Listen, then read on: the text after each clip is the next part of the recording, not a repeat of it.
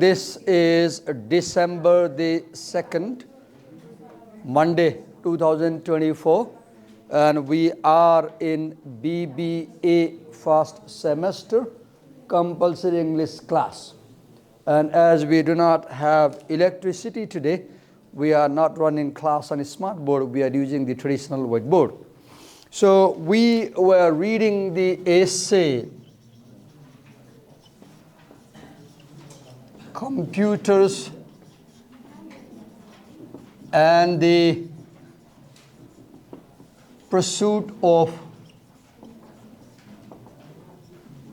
Happiness by David Galanta, where we were reading section 1, right?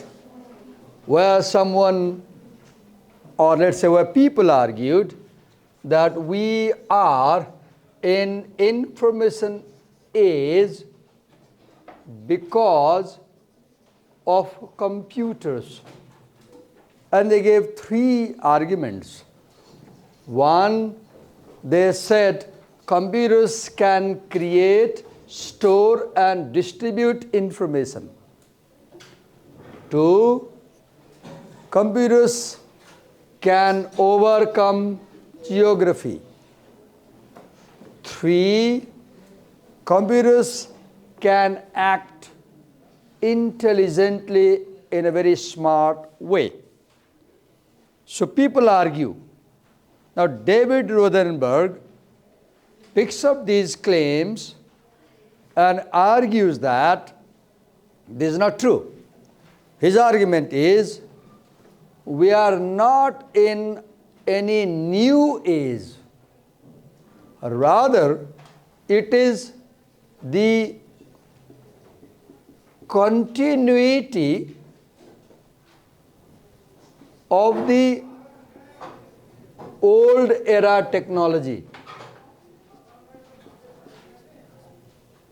Right? And he gives example. For example, in paragraph 9, or let's go to 8 quickly and see. In paragraph 8, he says that there were things like railways, canals, rail networks, telegraph networks, air and phone, highway, radio, TV network. All these could help us to travel or to overcome geographical distances. So internet is not something new, it is just a further development of the old technology. He said so in paragraph 8. And in paragraph 9, he answers the argument that we are in a new age because we have machines that can act intelligently.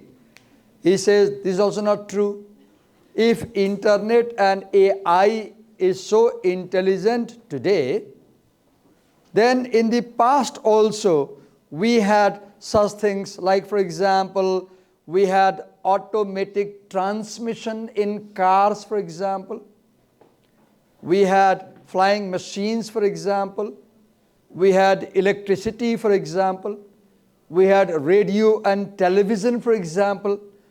They were also very intelligent machines when they appeared for the first time. So there were intelligent machines already. And he concludes that the argument that we are in a new age is not acceptable. Actually, it is a further extension, further development of the given old age. Now we move to paragraph 10 today. You can follow if you have the book. I hope you have the book. So please follow from paragraph 10. I'll explain. I'll read, you follow. First I'll read. As I read, you follow the lines as I read. I'll read, follow the lines with your pen. Put the tip of the pen on the line and follow as I read. Please put the tip of the pen or pencil on the book and follow the lines as I read. The cost of not knowing history is not ignorance so much as arrogance. A popular book about the internet and the web begins with this personal note from the author. the internet is by far the greatest and most significant achievement in the history of mankind. What? Am I saying that the internet is more impressive than the pyramids, more beautiful than Michelangelo's David, more important to mankind than the wondrous inventions of the Industrial Revolution? Yes, yes, yes. Okay, what does it do? The writer quotes an author, right? You have the quotation. That author, in the quotation if you see, he says that internet is a revolution. That author says that internet is a revolution. David Rothenberg is saying it's not a revolution, it is just evolution. Rothenberg's argument is the internet is evolution. What does evolution mean? Evolution means continuous development. Revolution means break from the past. See the difference? Revolution means break from the past. Evolution means continuity from the past. So other people say internet is a break from the past. Oh, you are yawning now, I'll feel lazy. I want to talk to you. I want to know why you felt lazy in class and what made you yawn. I want to learn if I'm responsible for that. No. If my teaching is more, I want to know. No, it's not your teaching. Okay. You're quite late. Go to ma'am and tell, I'm late and Divakar is angry. Then I'll let you in. Ma'am कहाँ जाऊ म ढिलो आएँ सरले गाली गर्नुभयो भन.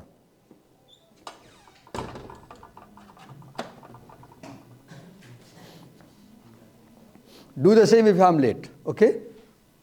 If I ever come late into class, do the same with me. So revolution versus evolution. Other people say the internet is revolution. This is the quotation. And revolution means break from the past. This writer says internet is evolution. Evolution means continuity from the past. Another thing, if you see the first line, what he says, the cost of not knowing history is not ignorance so much as arrogance. So what is he saying? We need to study our history. Now he's saying many people do not study history. Many people do not study history. What did she say? So she said be on time from tomorrow. Huh? She said be on time from tomorrow. Will you be on time from tomorrow? Yes, of course. Get in. Thank you, sir. I'm letting because you are late for the first time. And you promised you'll be on time from tomorrow. What happens, when I am liberal to one, you take undue advantage. Tomorrow you will come late and you will say, sir, you let him in yesterday. Why not me? When we don't study history, we do not know the technological history. So we are ignorant about the history of technology. And when you are ignorant, you make false statements which show your arrogance. What is arrogance? Arrogance is being an excessive sense of self-importance and superiority. You have this feeling that I am very superior. Right? What is arrogance? The feeling that I know everything. I can do everything. I am superior. I am better. This is called arrogance. And we shouldn't have arrogance. We should not have arrogance. When do we have arrogance? when we don't have good knowledge. We have arrogance when we don't have good knowledge. Okay, paragraph 10. So in paragraph 10, what does it do? He answers the question or the assertion that the internet is a revolution by saying the internet is not a revolution, it is just the evolution. Revolution means break from the past, completely new. Evolution means continuity of the past with further development. Is that clear? Hello? Any questions? Now move to paragraph 10. Let me erase it first. Where did I place the duster?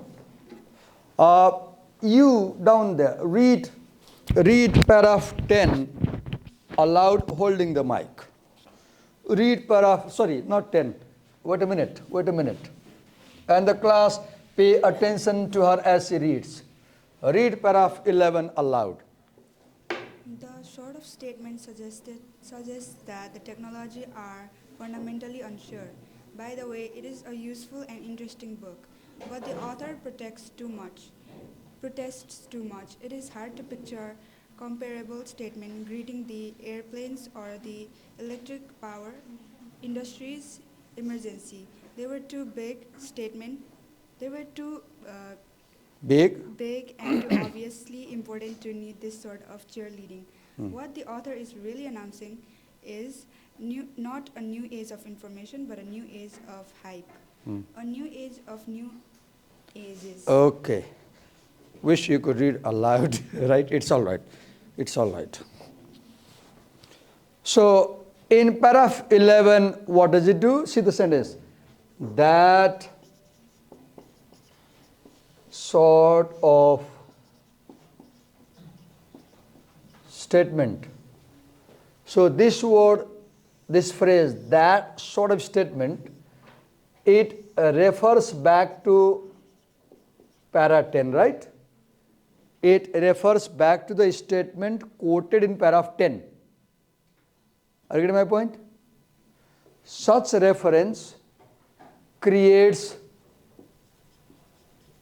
coherence between para 10 and 11. It connects para 10 and 11. That sort of statement means the quotation in paragraph 10. What quotation? Which says that internet is by far the greatest revolution. Right? Then he says that such statements show that technologists are not serious about history of technology. They do not study. They do not have good knowledge, and they say whatever comes to their mind. Now he concedes, by the way, it is a useful and interesting book. When you agree to your opponent, in argument, we call this concession. What do we call it? Concession. In debates, in arguments, you do two things. Mostly you disagree with the opponent, as David Rosenberg is doing here. Sometimes you agree. So when you disagree, it is called rebuttal or counter-argument. When you agree, it is called conceding or concession. So when he says it is a useful and interesting book, he is agreeing, but the author protests too much because the author is ignorant and the author is arrogant. David Rosenberg is saying this writer is arrogant. He thinks he knows everything because he does not know enough. He does not know enough. You become arrogant when you are ignorant, right? Because you make statements which are false. Okay. So he concludes that we are not in new age of information. We are in a new age of hype. What is hype? Extravagant and ineffective publicity or promotion. For example, if you go to market these days, what do you see? You will see hoarding boards, you will see what do you call EON boards, you will see interactive boards. What are they doing? They are advertising, too much publicity. What is hype? Hype means too much advertisement. Too much advertisement. Okay, paragraph 12. We move to paragraph 12. Read paragraph 12, holding the mic loud enough. Be loud enough for the class to hear you. Computers and the internet have made a revolution in science and engineering. Studying computational models of reality can be cheaper and better than studying reality. Sometimes reality is impossible to measure or too steep to scale, and computational models are the only way to get any purchase on it.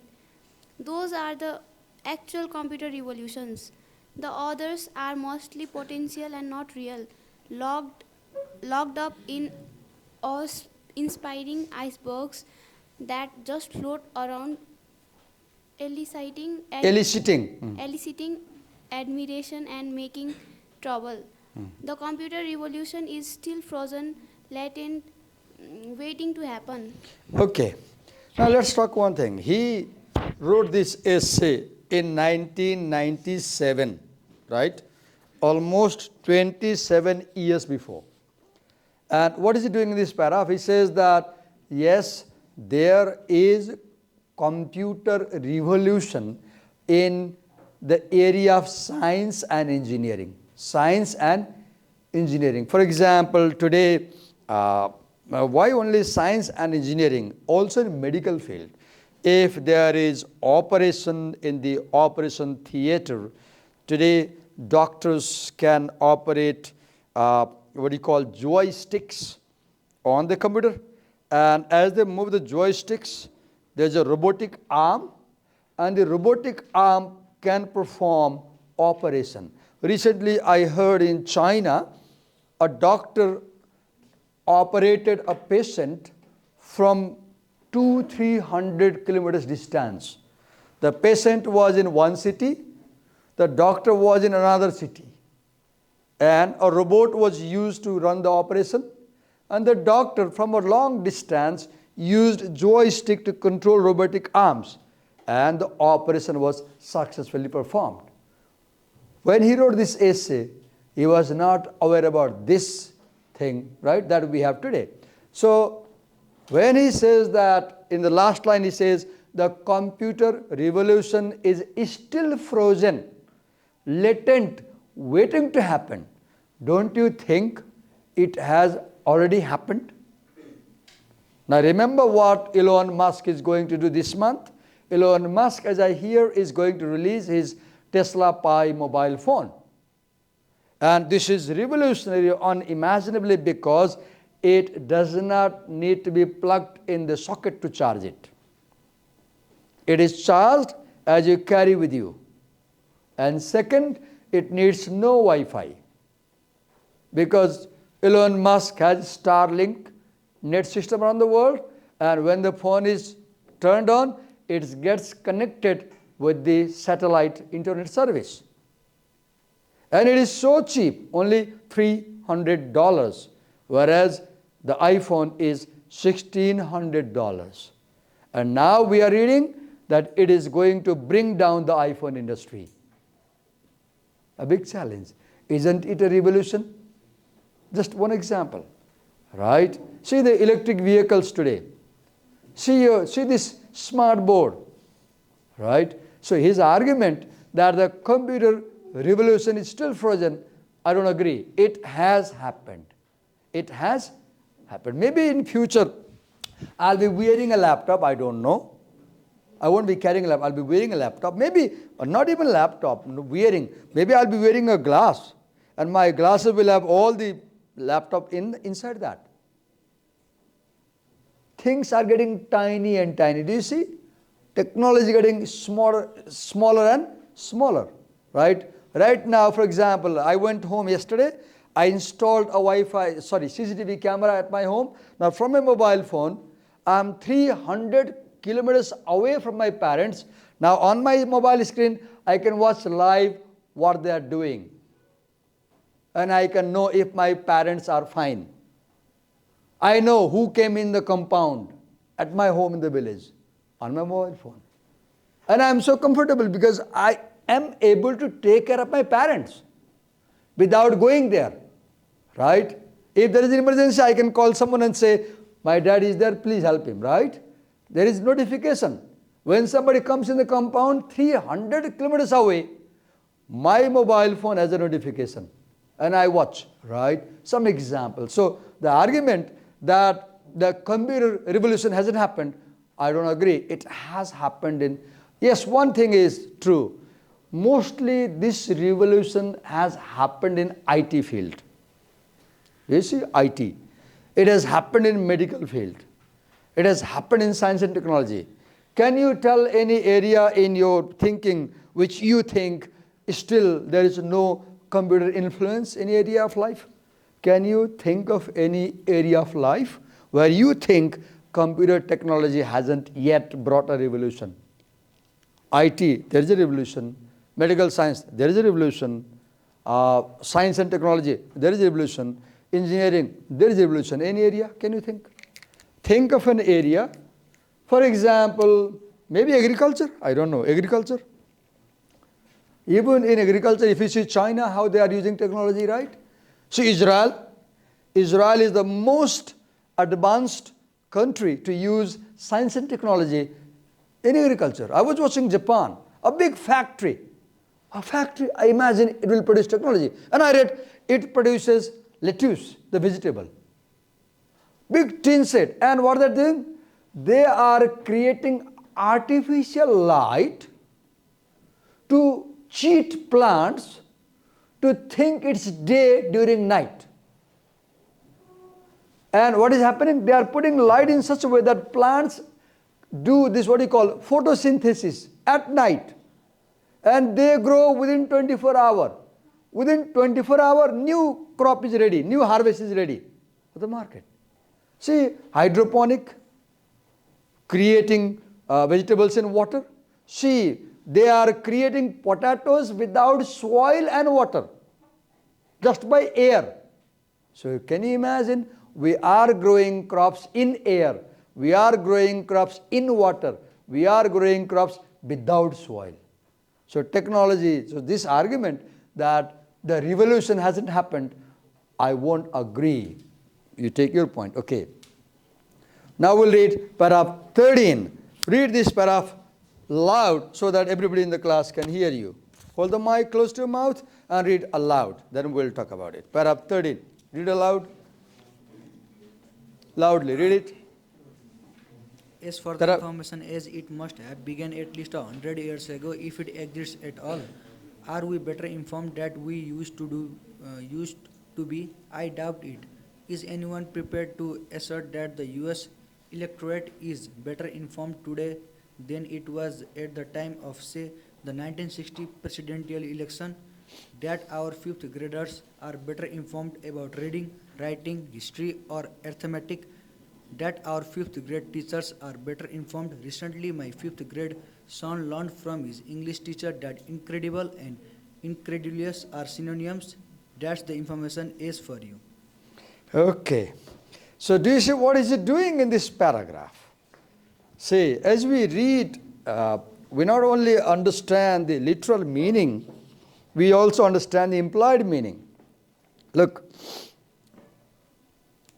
long ago, people used to, there was oral tradition. There were no books. For example, Vedas, the ancient scriptures of Hindu religion, they are said to have originated verbally from the mouth of Brahma. And they are said to have been transmitted orally. Because people did not have print technology, there were no books, leave about these tablets and all that. So people used to get by heart everything. Even today in South India, there are families where they study Vedas from the age of 3, 4, 5. And children learn Vedas in ashram by heart, right? Now then, around, I'm not sure, around, I guess, around, can somebody tell me what is the first printing press in the world? What was the name? Someone? With general knowledge? Can you tell the name of the first printing press in the world? first printing press? It was Caxton's printing press. It was Caxton's printing press. I don't know the spelling, but it is pronounced Caxton's printing press. I read in history book, literary history book. Can someone tell me what was the first printing press of Nepal? This press was brought by Jang Bahadur Rana when he went to Britain. When Jang Bahadur Rana came back to Nepal from Britain, his travel to Britain, he brought a press. What was the name? It was called Gidde Press. Please have good knowledge. It's not enough to know about Shakira and all Lady Gaga and all that. Have some knowledge about Nepalese history also, right? What was the name of the first Nepali press? Gidde Press. Giddhe. Gidde Press. What was the first press in the world? Caxton's printing press. I guess it was, I'm not sure, around 13th, 14th century. I'm not sure. My point is, his argument is that the century when press was invented, information era started. You know, first Bible was handwritten. It was handwritten. And not everybody was allowed to write. Only church was allowed to write Bible. Church had the control. So the fathers in the church, they had the control over the Bible. Only few copies. Not everybody could read Bible. You had to go to church and depend on the father's sermon to know what is in Bible. When Caxton's printing press came, what was printed first? Bible was printed. Nothing else, Bible. Now what happened? Once Bible was printed, you know, Bible became accessible to people. And people themselves began to read Bible. And now they did not depend on the church to know of God. This decreased church's control over society because now people could read themselves. So his argument that information is started long ago, 12th, 13th century, right? Not today.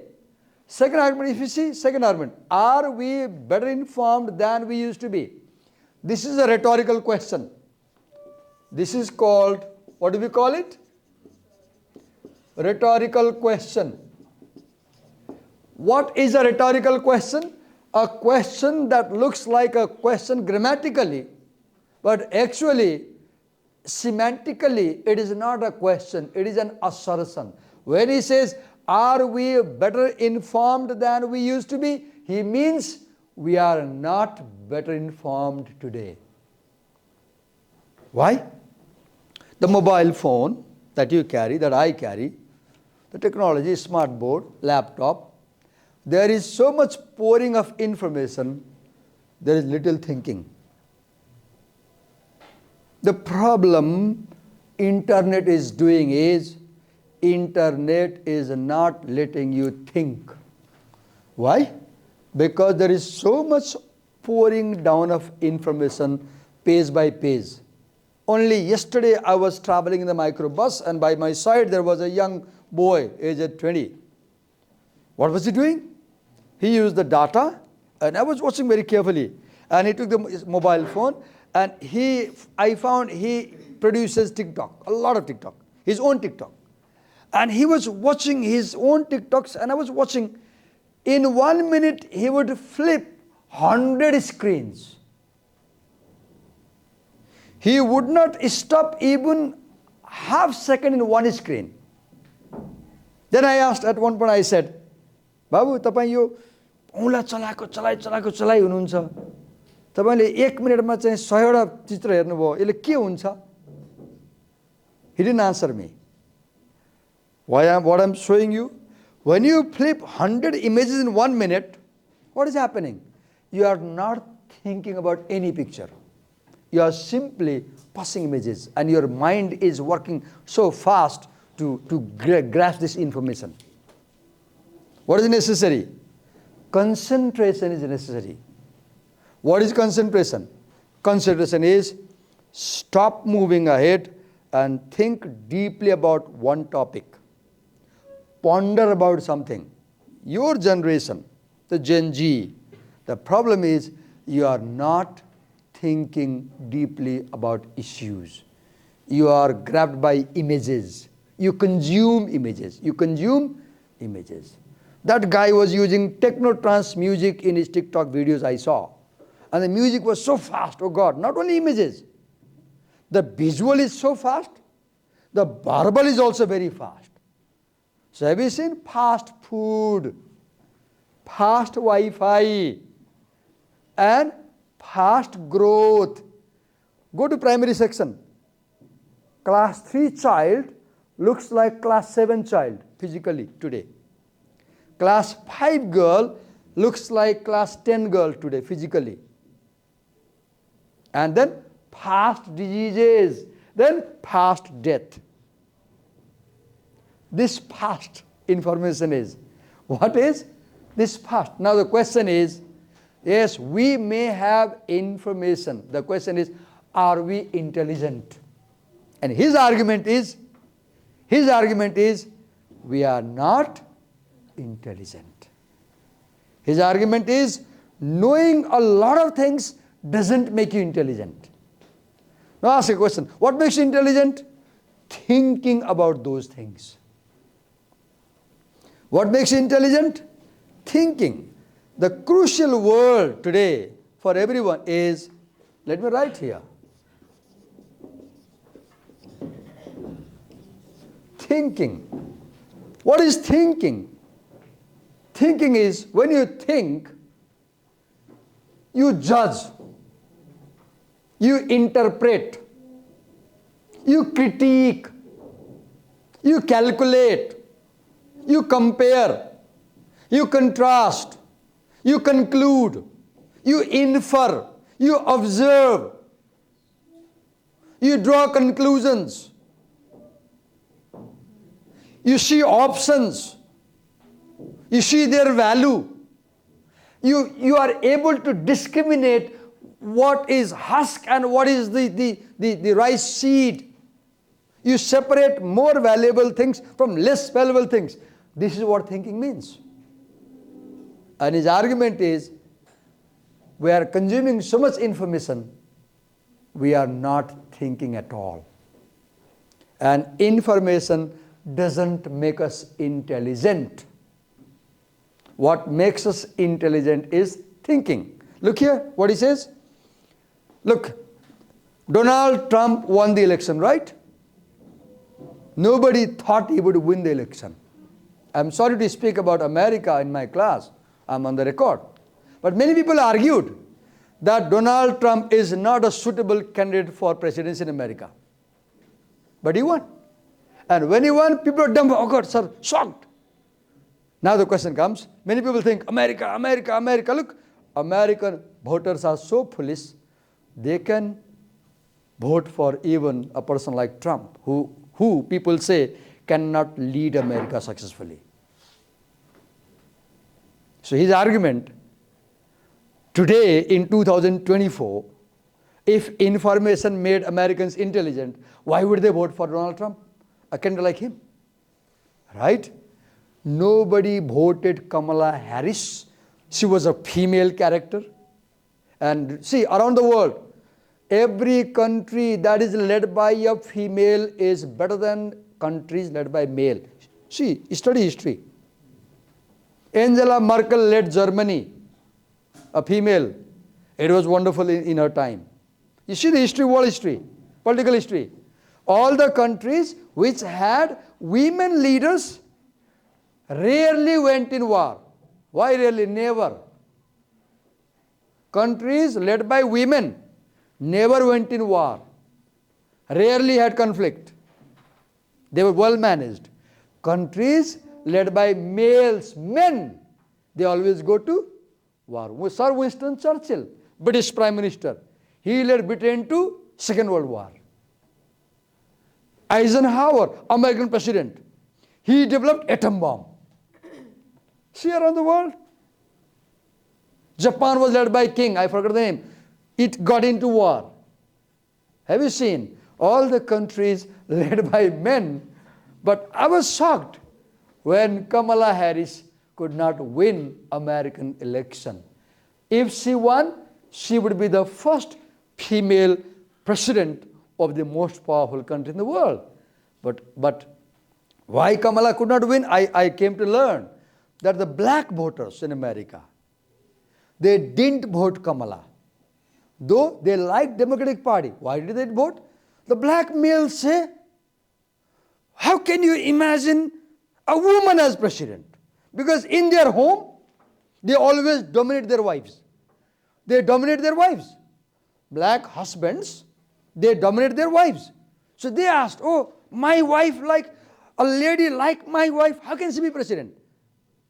What I'm arguing information does not necessarily make you intelligent.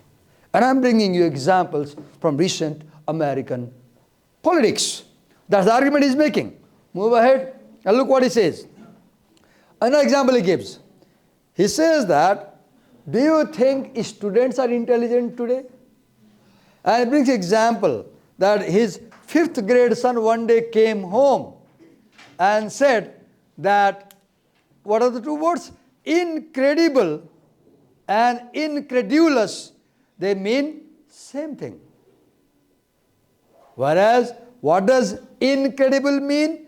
If something is incredible, it has no comparison. Incredible India. There is no country like India. This is Indian slogan on Discovery Channel. Have you seen Discovery Channel? From India, there is a slogan, Incredible India. They show wildlife. Now, what is credulous? If you are credulous, you easily believe what people say. If you are incredulous, you don't easily believe what people say. And his son's teacher said they have same meaning. What is he doing? He is pointing that even teachers are not intelligent. So his argument in this paragraph is, information does not make you intelligent. What makes you intelligent? Thinking makes you intelligent. What kind of thinking? Systematic thinking, planned thinking, serious thinking. There is a phrase, if you heard this phrase, there is a phrase, higher order thinking skills. Have you heard this word? Higher order thinking skills. What does it mean? This means, let me just conclude the paragraph.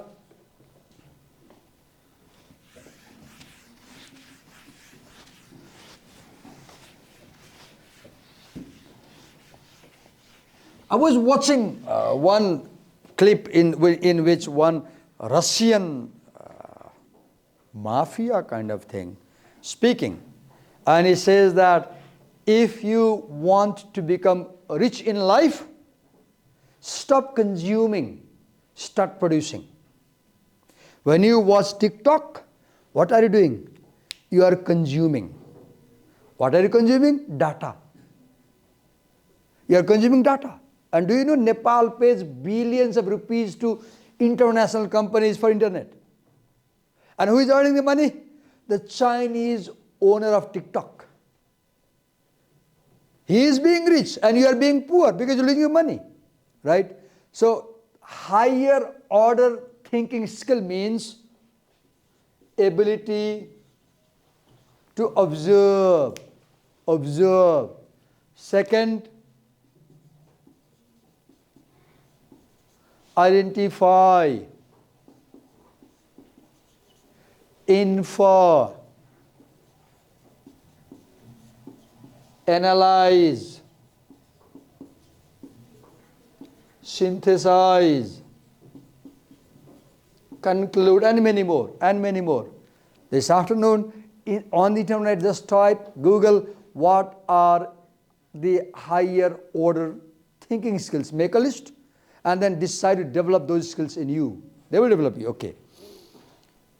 Now we have come to the end of section 1 with this, right? How many paragraphs we read? Up to 14 paragraphs. So in section 1, if you see the structure of this essay, if you go to beginning of this essay, let me take you back to para 1.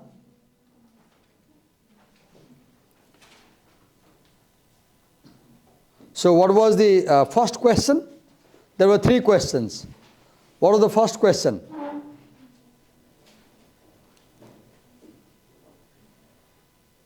Has an old age ended? And are we, thanks to computers and internet, living in new one? This was the question he answered. What was the initial answer? We are not in an information age, and computers and internet are not a revolutionary development in human history. This was the answer. And this in paragraph 2. And from paragraph 3 to 14, from paragraph 3 to 14, no, 3 to, yes, 3 to 13. From paragraph 3 to 13, he developed this argument. Now, we have 10-minute time. In 5 minutes, quickly read from paragraph 1 to 13, silently. In 5-minute time, quickly read from paragraph 1 to 13, quickly. Read from paragraph 1 to 13. Read from paragraph 1 to 13.